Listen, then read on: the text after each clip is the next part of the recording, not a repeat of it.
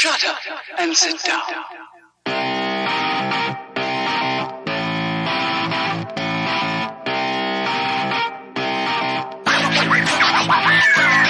Hello, everybody. I want to welcome you to another wonderful episode of Third Shift. It is episode 318, and I, of course, am one of your hosts, Mr. Eric, here today with you to have a good old time, talk about some games, talk about what we're up to, and all in all, have fun. And with me today, as per usual, is the inglorious... What did I say, bastard? I was going to say Inglorious One, Inglorious One, just, gosh. I'll take it. It's even better than Bastard, because Bastard, kind of shows that you're not a nice guy a lot of times, but Inglorious One, wow, look at that. Let's go with that today. It's the Inglorious One, Mr. Matt. He's here today with me. He's having a good time. He's coming from work, hot off the presses. Well, you know what? I'll talk about it in a little bit. Matt, how's the week been? What you doing? What you up to? It was a good week, and I am in a good mood right now. I'm not hot off the presses, but I came home, and I tried to find some gaming news, some gaming stuff, and I found the perfect article. So if we survive to the news segment, and there's not anything in the show notes, and there's basically nothing to talk about, I'll talk about my favorite article that I've ever seen from my least favorite website that ever has existed. So it was a beautiful contradiction of things. But for the week, in the real world front, didn't do much of anything except on Friday last week, went to the Lansing Symphony Orchestra, and over the past few years, Mom and I have gone there for years and years and years, all throughout all the years we've been up here doing all this stuff. But we kind of fallen off of they have like a Masterworks series, which is, traditional symphony stuff, and we kind of have fallen off of that, and they have like a pop series, which is like stuff from movies, popular music, songs, they always have like a holiday pops, there's always that stuff. We've always kind of leaned more into that, but this year we went, you know what, screw it. We're going to go see everything they do. So the first Masterworks was on Friday, went to the Wharton Center. Let's see, there were a couple movements from symphonies that they did, but in the middle of those was a violin concerto. And it's, like I said, it's been a while since we've seen like a proper, full-on symphony, classical type of stuff. And they had a violin soloist up there. And man, I tell you, now obviously I'm biased because I played violin from 4th grade all the way through senior year of high school, but she made that goddamn instrument sing. She wrung tears out of that violin. I was amazed. Like I said, it's been a while since I've seen an expert at the kind of dramatic type of music. I went and saw Itzhak Perlman, but that was more technical, fast stuff. Do. This was if you were watching an opera, but the opera singer was a violin. Mm-hmm. It was like that, pulling this emotion out of it, and just, the music was swelling, and it was just, beautiful and wonderful and cool. It was awesome. And I was like, I've been missing out on this. It was, it was theatrical, because she was kind of coming up and, doing her facial expressions as she was, like I said, wringing tears out of this instrument. It's wonderful and beautiful. So that was a ton of fun. When we used to go to the Masterworks stuff before, it would always be less interesting than just the pop stuff, because movie scores and whatever, and it's fun and it's interesting. People can get into it. And sometimes, we're going to play something from Tchaikovsky, and it sounds good, but you don't really get into it. Mm-hmm. I got into this. It was really, really good. So that was a ton of fun.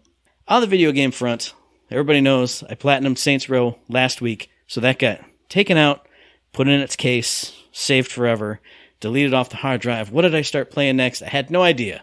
But I had 3, I'll hold them up right here, 3 little video game cases, little disc cases. I put games in. I went, it's going to be one of these 3. And I flipped through them, and I went, I don't know which one it is. And then I said, screw it. I've been fiending so hard for Persona 5 Royal. And I thought, I can't do that. I can't just sink 150 hours in again. But what I can do is start playing Persona 5 Strikers. And I put it back in. And I started from the beginning, and I did what we talked about. There's no shame in here. I put it down to easy, just because the gameplay, I still don't even like the gameplay that much, even on easy. It's just not, I don't like it that much. But now that it's on easy, I just blow through it, and I see that story, and I see my friends, and I have a great time. And one day on the weekend, I put in 10 hours, and I think between that and all the hours I put in on Saints Row, immediately afterward, the next day, I went, all right, time to sit down for more Persona 5.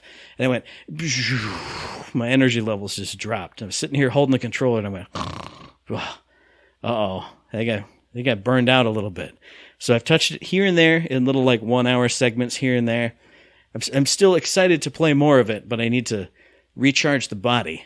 And so, in that vein, the only other games I've played are Loop Hero, which has now become my pre-going to work game. I sit down, I play not one loop, but one session of Loop Hero. Go back to town with all my stuff, build a thing, and then I go to work.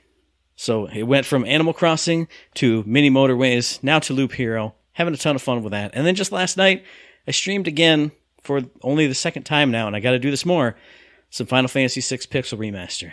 And it was great, and it was wonderful, and I suplexed the goddamn train, and I met my new alias, Ophinicus Fish. Just what a great name, what a wonderful time. I got to the Veld, which is some of the best music in the entire game, and I got off the stream, and I went, hang on, let me look it up, because there's a treasure chest that I missed in the Imperial camp, and I went, surely you can go back to that. I remember going back to that. Look it up. You can't go back there. Okay. Reload an old save.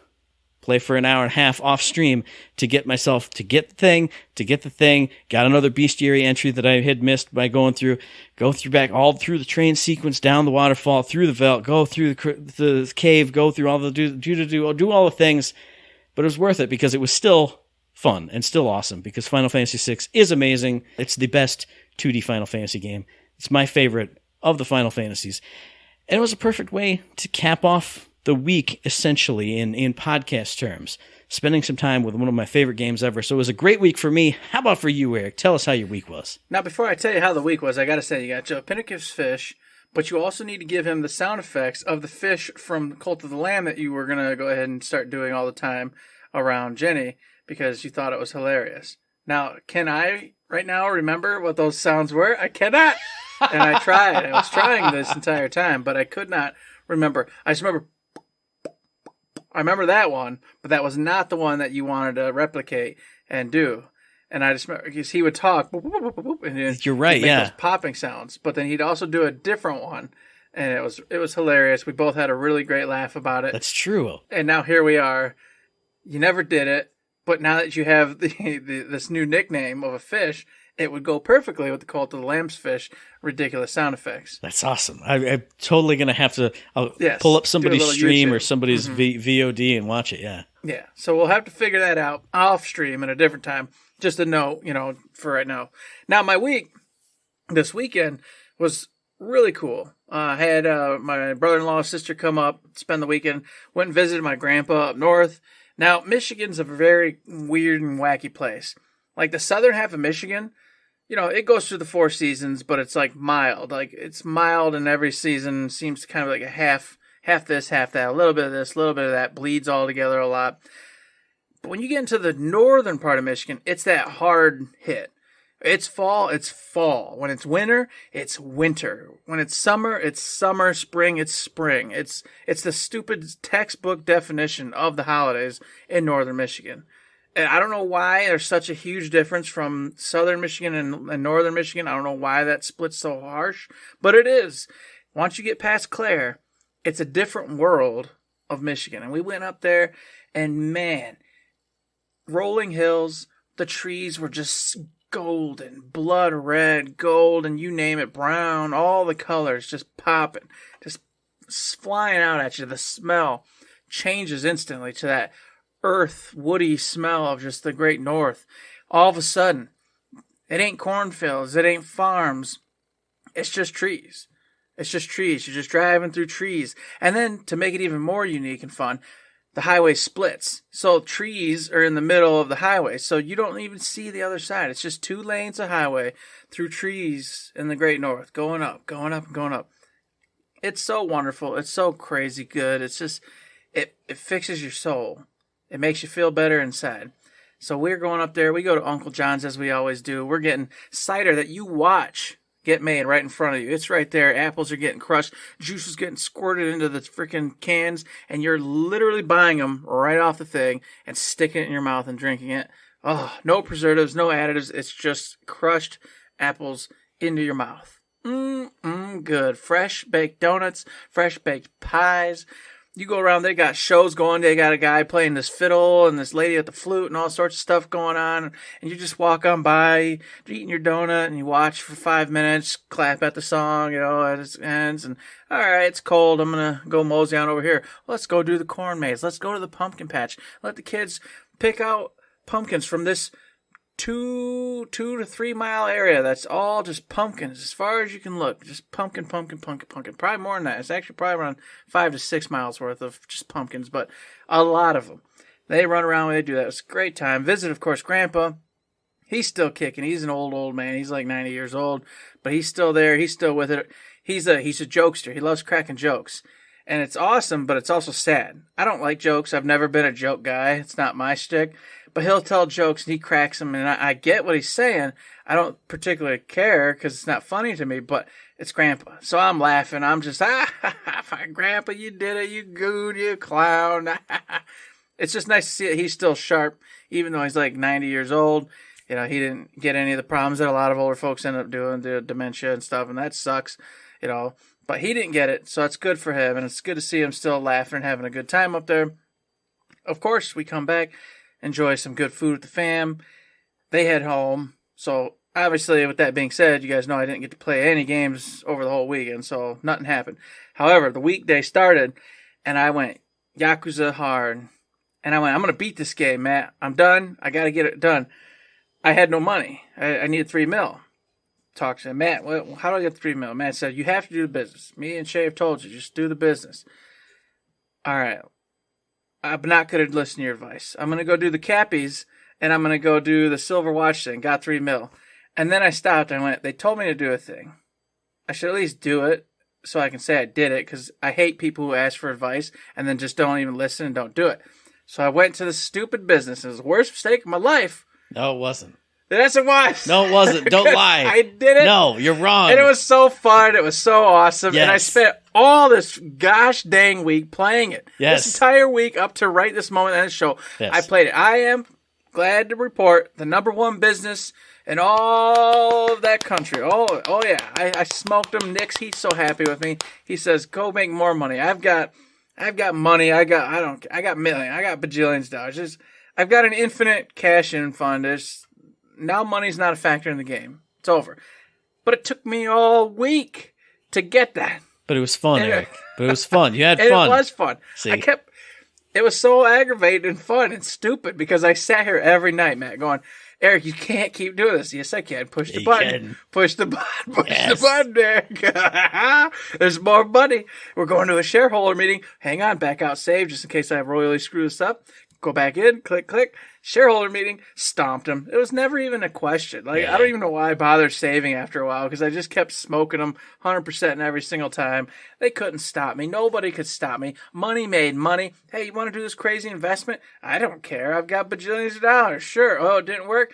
Doesn't matter at all. If it worked, oh, good. Look, here's an extra 40 freaking million yen in my bank. I don't care. It's all good. That's what I did all week, Matt. That's the only thing I did. Good. I don't even know what's even happening in the game anymore. I was like, except that's not true, because I had, today's my day off. I do a 4-day work week instead of 5. And that leads into, I've been sicker than a dog. I got some kind of weird stomach bug, and it's been making me have cramps, all sorts of problems, just every freaking 15, 20 minutes. But you know me, I'm a gamer. So in between those bouts of sadness, I got onto Yakuza. I said, let's at least try to get something done so I can make some progress. So I did get a little bit further in. I handed over the 3 million yen that I originally needed in the first place. Mm. Then it was like, hey, we're going to this whole other town. Why don't you go this way? You can't go back for now. Do you want to go?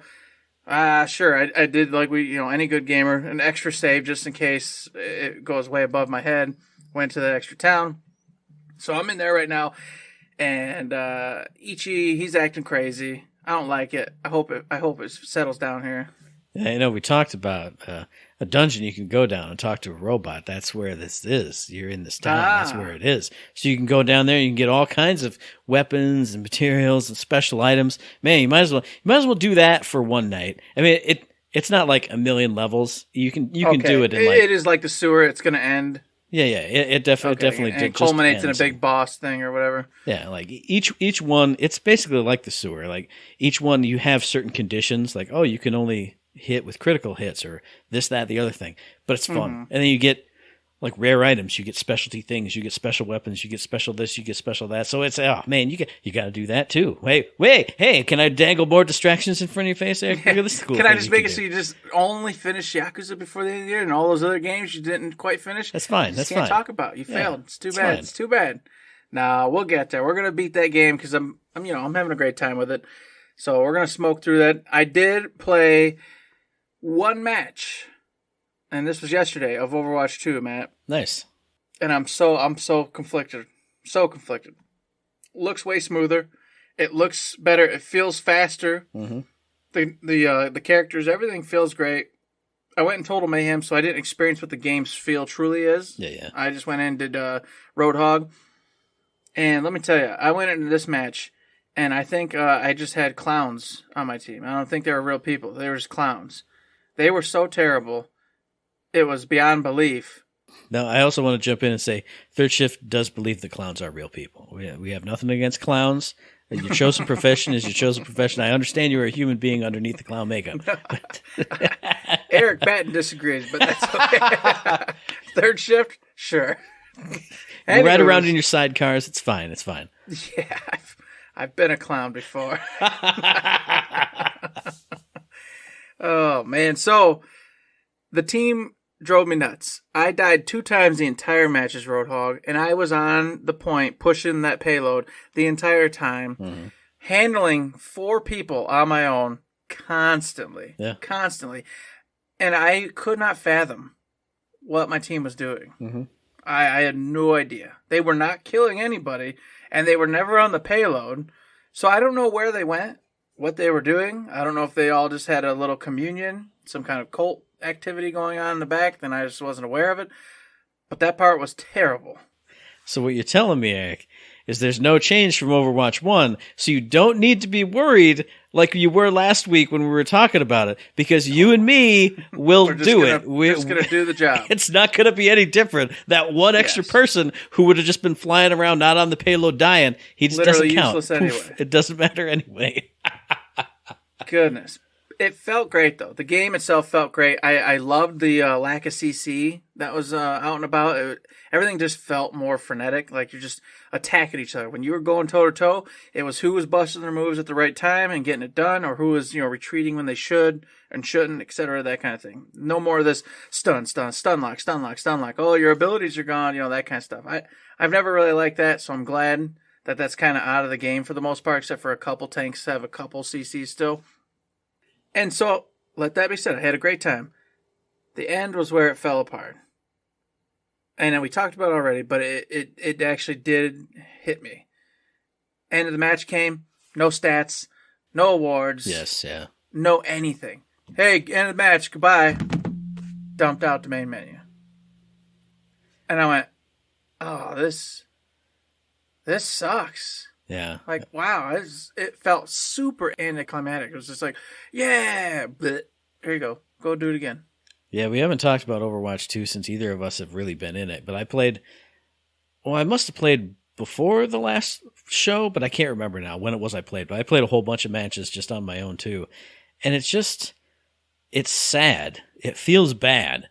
When you get out of the match, and it even kicks you out of the queue that you're in. Oh, yeah. Like before in Overwatch 1, if you queue up for Total Mayhem, it will just keep you in the Total Mayhem queue, and you'll just spin and spin and spin. Not only do you get no stats, you get no gold medals, which we knew, but you don't even get to see like anything. Hey, you completed the game. You won or lost. Goodbye. And then you have to go back into the queue also, which if you go into arcade mode, it's more button presses and more diagonal stick movements. And I don't like it. I really, really hate it. The one saving grace that I will say, though, is I was on some good teams, the few matches that I played. And so I had people to endorse, and I got a lot of endorsements back. And I still miss being able to endorse the other team like we talked about. It made me very sad that the one person who I was always in duels with could never endorse me, and I could never endorse them. But I had good teammates, and I sent out endorsements, and I went, I'm not going to get anything back. And then after that game, when I'm sitting there in despair with no medals and I have to go back and queue up again, it would go ping, endorsement, ping, endorsement, ping, endorsement. So it was nice. People are actually throwing them out, at least in the small sample size that I had. But yeah, I mean, we feared it, and you said it. The no medals, the no like end of game recap other than just play the game, it sucks. I do not like it at all. Yeah, it is a bummer because, as I told you before, I was playing with just clowns, so I didn't get even a good teammate. Nothing. It just dumped me out, and I just sat there going, "Oh, okay." It just, I did all that work, and I carried us almost all the way in that match. You know, we were close to actually winning. It was like 70% all the way there until I just couldn't hold the rest of the team back because they were, coming back way too fast, and I couldn't do it. And I will say, I wish you at least got like an end of game like lobby screen, because if you go into, you press the center button on the controller, and you could see the team in Overwatch 1. It would just show the enemy team and your team and what the picks were. Now, if you do that, you get like a traditional Call of Duty style stat screen. So it does have kills, deaths, assists, but then next to it has hero damage, and then next to that is like damage mitigation, and next to that is healing done. So you can see all kinds of cool stats, and I like that they added the other 3 on the end of it. So it's not just KDA. It's, look, I am doing damage, and I'm healing really well, and the tank is mitigating a ton of damage, or I am, or whoever. If they at least gave you just that screen, just like, here's your team, or the enemy team, or both, I don't care, but at least something to look at, so you can look and go, okay, as the tank, man, I got a career best, because they used to have a little career best thing, boom, or hero best. Oh man, I mitigated 15,000. That's the most I've ever seen after a match for me. Oh man, look at the healing between the 2 supports. I did the most, or, well, he did the most, but since I'm Moira, I did a ton of damage. So you could be excited about your numbers and your performance. Instead, it's just, you're done. Congratulations, go on to the next match. And it's, that part's such a bummer. I still think I'm going to have a ton of fun just playing, when we play and have a great time. Yeah. But that little last cookie definitely does suck. And I got suckered in. I bought the battle pass. Oh, did you? Yeah. I was looking at it. Well, I did the match, and then I was staring at everything.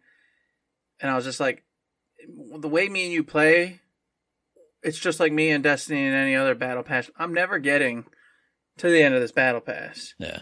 Like, I'm never getting there. So I might as well get the premium thing and get all the cool stuff and just, have it and be good and rock and roll. At least, and this is what we talked about before. I said, at least for the first season. Yeah. And then, if we're still having fun and rocking it out, we'll see what the next season brings. But for this one, I was like, I know we're going to play for this season. I know we're going to rock it out. So whatever. I just bought it, and now I have it, and I'm happy, and I don't got to worry about nothing. Yeah, I was kind of torn just because, it is only $40, and we did just get it's not a new game, but we got a new game for free. So I was thinking about doing it, but I kept scrolling back and forth. I'm like, is there any cool Moira stuff I will unlock? I think there was like one thing for Moira in that whole tier. I was like, but getting sprays and getting stuff for other characters is still a lot of fun. It is still pretty cool. So I was still just Johnny halfsy. I'll have to take a look at it the next time. I was going to say, maybe wait and see like how fast it unlocks, because they are talking about doing like double XP for a few weekends to make up time for how it's been down for so many people so long. And the thing I'd be most worried about is, the end of it, it's like an epic legendary, or is it mythic? I don't even know. It's a really cool Genji skin. And I'm like, man, if I get this battle pass and we get it and do all the stuff and cool, what if the next battle pass has a really cool Moira skin at the end, or a Mercy skin, or one of the characters I really, really do love to play? Then I'm like, well, I have to get that one. And what if the next one has it? Maybe I hold off on this one and see about the next one. I don't know. Yeah. It's definitely something to think about, something to try. And I would wait if, you didn't see a lot of stuff you want. But, yeah. I play 2-3 characters. So I'm like, okay, that looks really cool. And I wanted that. That's going to be cool. I want that one. And I want that one. And I'm like, and a lot of it was like way up in the battle pass. Yeah. I'm not getting there. There's no way. I could be wrong. Maybe I'm an idiot. Maybe when we actually start playing, and we bloop, bloop, bloop, bloop, bloop, and I'm like, crap. But even so, on free, you get stuff like every 5 levels. You don't get everything. Yeah. So I'll have to take another run through it. Like I said, I only saw one Moira specific thing. Obviously, I play Mercy. I like a bunch of other characters too. So I'll have to take a sit, maybe after I edit the podcast, if there's enough time tonight, log on and see, okay, what is where, and could I get it for free or not, and kind of weigh it out, see what happens. Gotcha. So with that, that's been my week. That's what I've done. Here we are on this beautiful Thursday, rocking and rolling. And we're going to be rocking and rolling, or some of you will be out there. Maybe me too. I'm very tempted on this one. You could be rocking and rolling with Asterigos, Curse of the Stars, which dropped just a couple days ago as we're recording this on the 11th, developed by Acme Game Studio, published by Tiny Build. This dropped for PC, Xbox, and PlayStation. And I saw this game two different ways. One, my favorite content creator, Jesse Cox, he did like a, hey, it's hands-on, look at my first impressions of this game. And I went, okay, haha, it's an ad thing. But then the very next day, a content creator who I sort of follow called Iron Pineapple, who I followed real hardcore during Elden Ring, does Souls stuff, all kinds of stuff. He had a video where he plays, every now and then he'll play like 7 or 8 Souls-like games from Steam. He just grabs a bucket full and gives a quick review and some gameplay of them. And inside his latest video of that was Asterigos, Curse of the Stars. And I went, okay, here's 2 people talking about this game. And the graphics, as I'm looking at both of these videos, they're really appealing. This is kind of a Souls-like game, but it's kind of more of an adventure game, but it's set up in that Souls-like formula where you're in this area and you go to the end of the area, there's a big old boss who you have a protracted boss fight with, you go to the next area, you explore around, you find secrets, you do that kind of thing. And the story, it's not anything deep. You're the daughter of a legendary warrior who's disappeared, now you're going off to find him, in what I think is kind of cool, in a Greek and Roman mythology-inspired world. You know I love that kind of stuff. But the other thing, like I mentioned, the graphics are really appealing. What I love about this game is the graphics are bright and colorful. It reminds me of Immortals Phoenix Rising from a couple years ago or last year or whatever. It's bright and it's colorful. So even in this Souls-like, this Soulsborne type of setup, it's not just dark and gloomy and everything's rotten and everything's falling apart. It's Greek mythology like you picture it in your head. It's bright and it's colorful. And the other cool thing is if you don't like Soulsborne games, they're too hard, you don't like that, this game has a difficulty setting. You can go easy, medium, or hard. And on top of that, most Soulsborne games, you die, you lose all your stuff. If you don't get back to your thing, you lose it forever. This game, it's not like that. You earn experience like a traditional action RPG. You're leveling up after battles. You're putting stuff into skill trees, which I'll talk about in a second. You're not losing all your stuff each time you die. You're keeping stuff after death. You're just kind of getting reset and the enemies respawn. You have to go back through again. Now, I mentioned the skill tree, and that's another interesting thing, because obviously, Soulsborne games, you can get all kinds of weapons. Here, there are 6 different types of weapons you can get. I think it's sword and shield, daggers, staff for magical type of stuff, spear, hammer, and then gauntlets. And each one of those has a completely unique fighting style, like completely unique gameplay around it, and completely unique skill trees for those weapons, and you can be popping 2 weapons at once. So you can be swapping between your hammer and your staff or whatever, and then upgrading those all along this big, beautiful skill tree. And I gotta say, visually, this game is so appealing, because the graphics are bright, they're colorful, they're not super detailed, but they're just detailed enough. And then when you see the action in action, it reminds me of Kingdoms of Amalur. Like, the action is big and flashy and action-packed and action-based. It looks like it feels good to play. Like you're whirling around, you're doing action-y things. Not like some Soulsborne where it's swipe your sword, boom, doosh. You're doing flashy actions. You're spinning the spear. When you're doing the staff and you're shooting out fireballs, you're twirling it all around and then big fireball effects. All kinds of cool stuff. Now, as far as downsides, the only things I've heard is a lot of stuff's hit and miss. The story's not that great, but there is a lot of side stuff you can dig into with notes and all this other kind of stuff. Some areas, there's not a lot to explore, but some areas, there are a bunch of secrets to find. Some of the audio levels are hit and miss. Like I said, the graphics aren't the greatest, but they're bright and colorful and popping. You're not going to be in the dark. You're not going to be confused about stuff. And another good thing about this game, it's only, as of right now, I looked it up on Steam, it's like $35 on Steam with a 10% discount for the early launch. So if you want to get in on a Souls type of game without all the pressure and all the drudgery and all the darkness that comes with it, if you want a lighter take on that, if you want an easier take on that, and a discounted take on that, you can get Asterigos, Curse of the Stars, and have what I picture in my mind, because there's not a lot of professional reviews out there, to be an awesome time. There's also New Game Plus, so if you run through sword and board and staff, and you level up all those skills, and you go, man, what would a gauntlets and daggers playstyle be like? Boom, New Game Plus, take all your skills over into the next game, and start building those 2 different weapons. And if you don't like one, just pop back to the staff, whatever, So you can have all kinds of new experiences. You can make it as easy or as hard as you want. Have a bright, colorful, fun experience fighting big bad bosses. There's a demo out, I think, still right now that has 2 different bosses in it. One is this big giant crocodile. One is a big old sword and board dude. And one last cool thing on Asterigos, Curse of the Stars, and I've only heard this from like 2 sources, one from an IGN preview from a couple weeks ago and one from some guy's rambly review on YouTube, is there is also a system where you can, I don't know if it's an alignment system, but you can make certain choices in that game. Say, for example, you get a quest to, you got to go get the amulet of whatever, but don't get into conflict with the main guard captain who's over there. Do not engage him in battle. If you just run up and start swinging, you kill the dude, you can keep progressing, but when you get back to turn in that quest, they'll say, hey, why in the world did you do that? And then their dialogue to you will take a different turn than if you had actually followed directions and done what you're supposed to do. And then your character, like I said in one of these previews, they said, yeah, then my character gained a trait for being more cold-hearted. And that affected the way the story progressed because of her interactions turned a little bit colder, turned a little bit more violent. So if you want to go through one playthrough as Goody Two-Shoes McGee following all the rules, and if you want to go through the second playthrough as blood and guts, no nonsense, I'm just going to kill people. Apparently there are certain choices in there. I don't know if there's different endings. I don't know any of that because like I said, no big professional reviews, nothing on that. But a couple people mentioned you can kind of screw up these quests, but they'll keep going, and then the story will twist and your character will twist. So that's another twist on the excitement that I have here for Asterigos. It just looks like a ton of fun. If I didn't have the New Year's resolution of not getting any new games, I would definitely be getting this and tuning it kind of up or down, as I felt like. If I feel like playing an Elden Ring hard scrap, maybe we'll turn it up to hard for today. And then the next day, when I want to play more, but I don't want to have a hard time, let me turn it down to normal and easy and just kind of breeze through and explore around and find more cool things. So Asterigos Curse of the Stars, I'm interested. You should be interested too out there. And of course, something that interested me, speaking of that, is ProDeus, Matt. Came out, it's a little bit older, but it came out like September 23rd, 2022, but I think it just released on one of them like the other day. They did a big hoo-ha. I saw a couple new reviews pop up for it.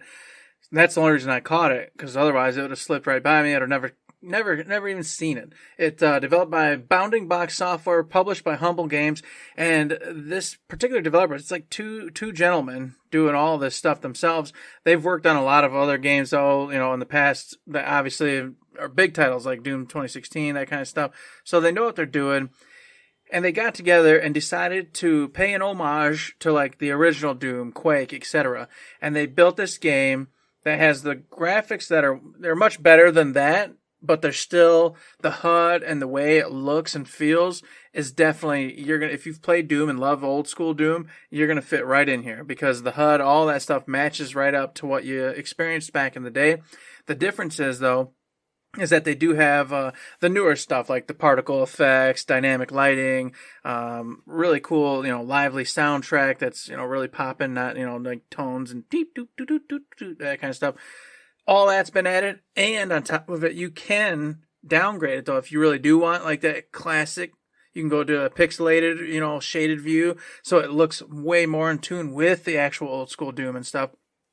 And what you're getting out of this game is exactly what I'm talking about.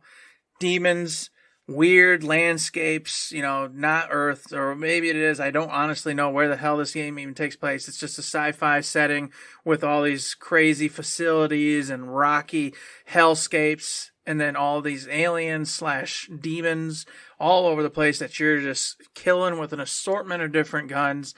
And it's just what I told you. It is Doom just jacked up to 20. Because what they did do is they kind of added like the 2016 version in a little bit. It's not old school where you kind of methodically just kill one at a time. In this, you got to keep moving. So you're constantly running around, shooting as you go, but in this older school view. And then they have this crazy gore system set up. So, there's just blood flying and intestines going all over the place. Your gun and your hands, they get covered in gore and blood as you're reloading and shooting and killing enemies. It looked like a dang hoot of a time.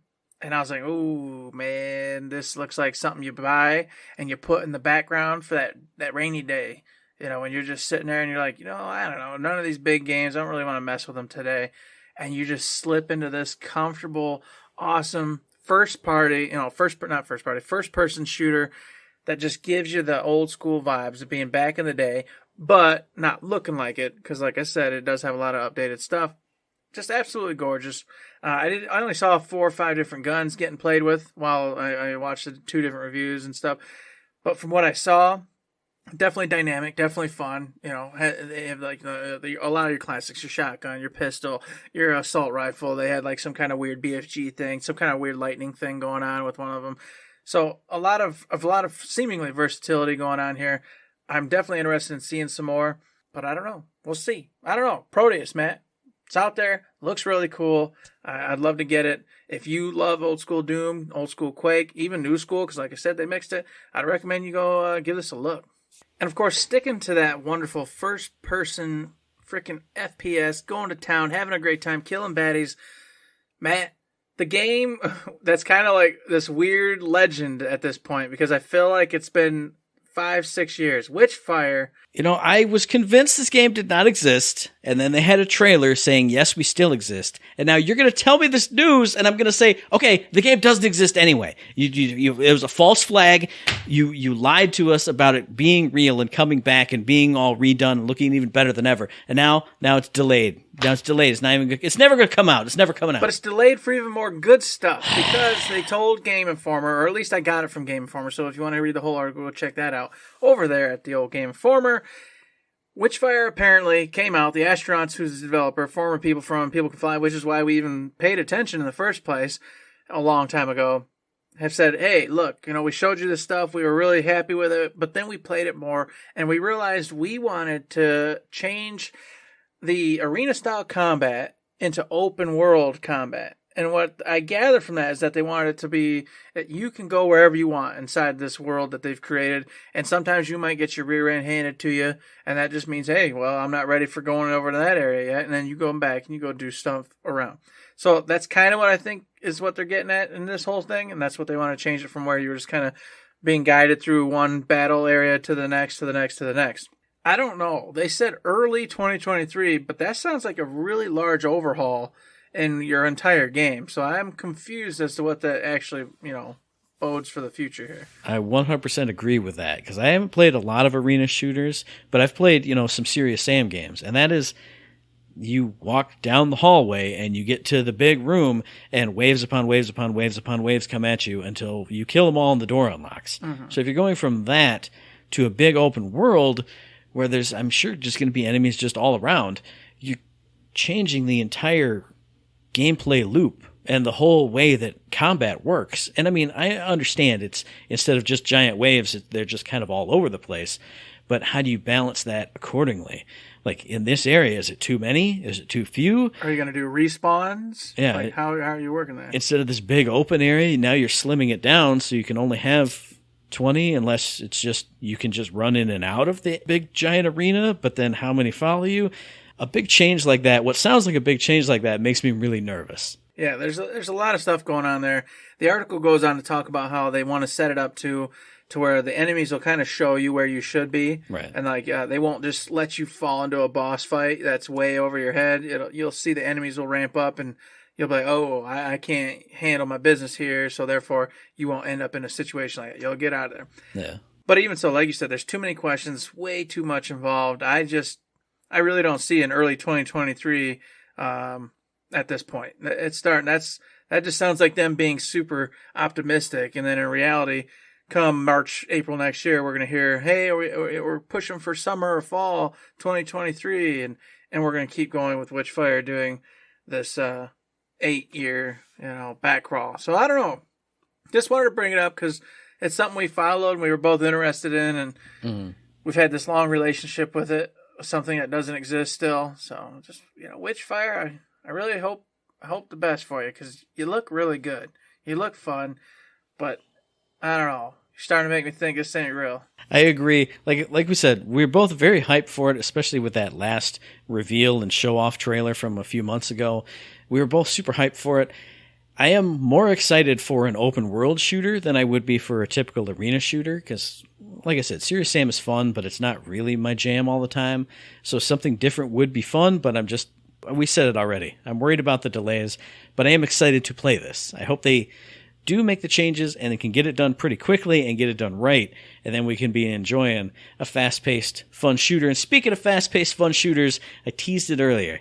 I was on here, I looked at the show notes, there wasn't much going on. I went, I don't know how long a show it'll be, but I've got to find something quick. And I typed in video game news, and I went to IGN, and there's too much stuff. I went, okay, IGN, I can't deal with it.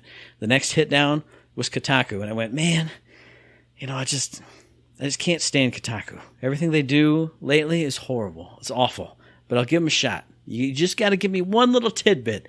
And I clicked on it, and first thing at the top of the page, it was a picture of Moira in her highlight intro when she's doing Coalescence. And I went, okay, you got me. I bit. I didn't even read the headline. I just clicked on Moira's picture.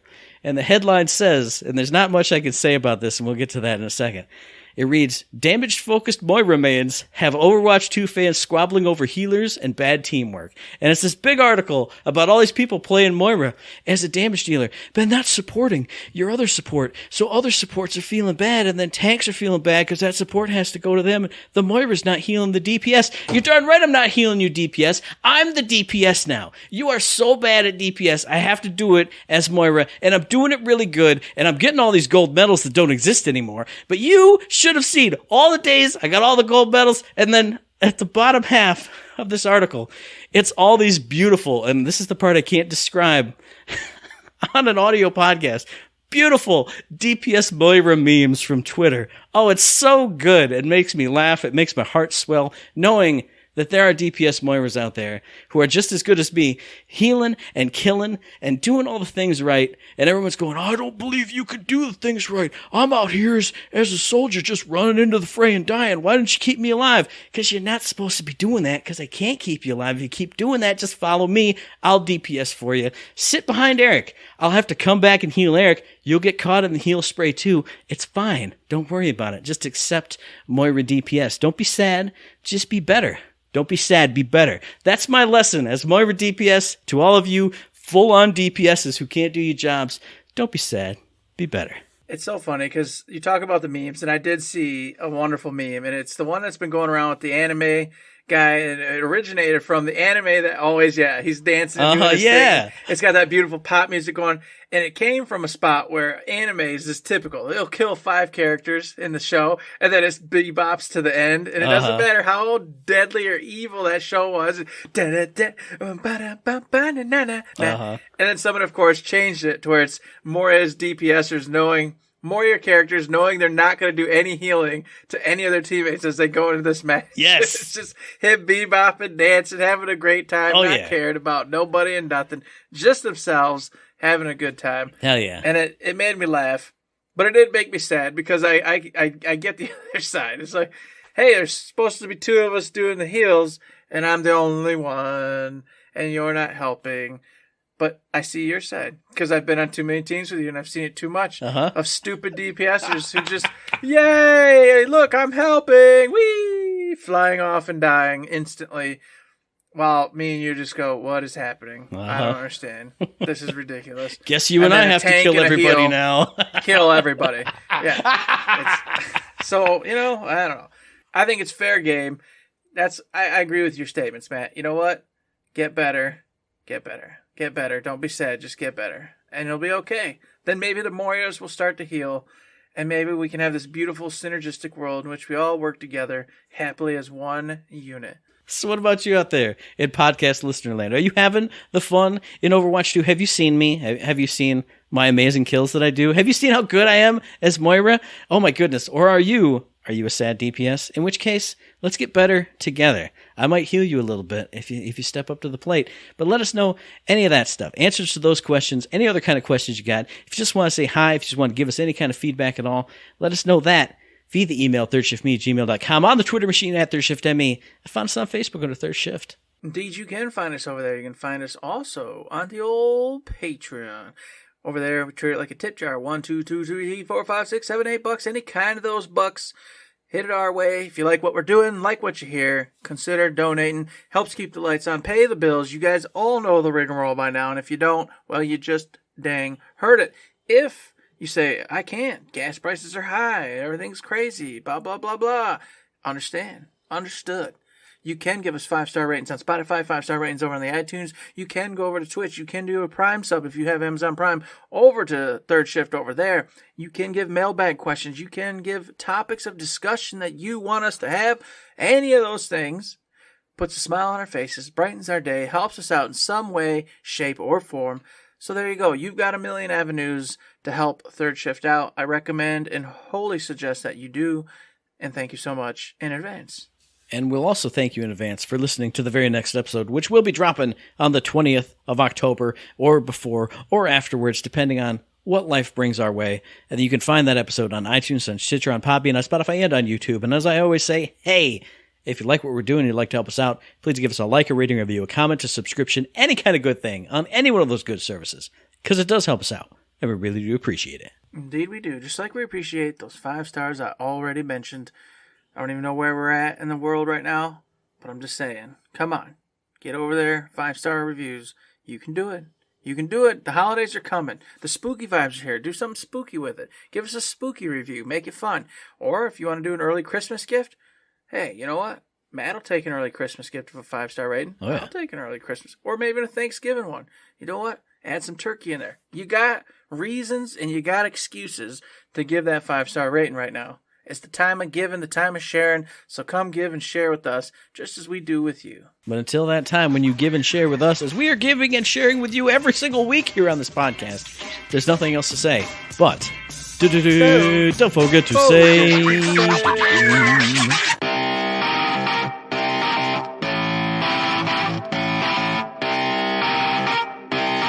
Shut up and sit down.